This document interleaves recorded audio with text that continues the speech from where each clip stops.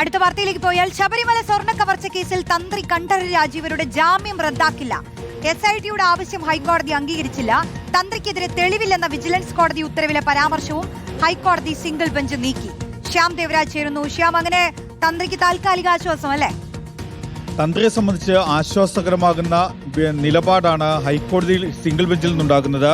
ശബരിമല സ്വർണ്ണ കവർച്ച കേസുമായി ബന്ധപ്പെട്ട് നേരത്തെ തന്ത്രി കണ്ഠരര് രാജീവര് അറസ്റ്റിലാവുകയും വിചാരണ കോടതിയായ കൊല്ലം വിജിലൻസ് കോടതി ജാമ്യം നൽകുകയും ചെയ്തിരുന്നു.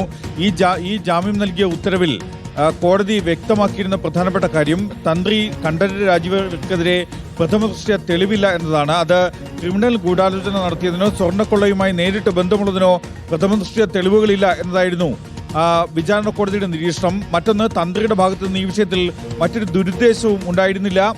അനുമതി നൽകിയത് അറ്റകുറ്റപ്പണിക്ക് മാത്രമാണ് എന്നടക്കമുള്ള നിരീക്ഷണങ്ങൾ കോടതി നൽകിയിരുന്നു. വിചാരണ കോടതി നടത്തിയിരുന്നു. ഈ നിരീക്ഷണങ്ങളെല്ലാം ഹൈക്കോടതി സിംഗിൾ ബെഞ്ച് റദ്ദാക്കിയിട്ടുണ്ട്.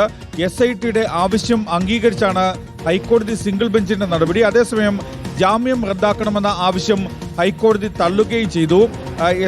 SITയെ സംബന്ധിച്ച് പ്രത്യേക അന്വേഷണ സംഘത്തെ സംബന്ധിച്ച് ഭാഗികമായി ആശ്വാസമാണ് ഹൈക്കോടതി സിംഗിൾ ബെഞ്ചിന്റെ നടപടി. ശരി, ശ്യാം ദേവരാജാണ് വിശദാംശങ്ങൾ.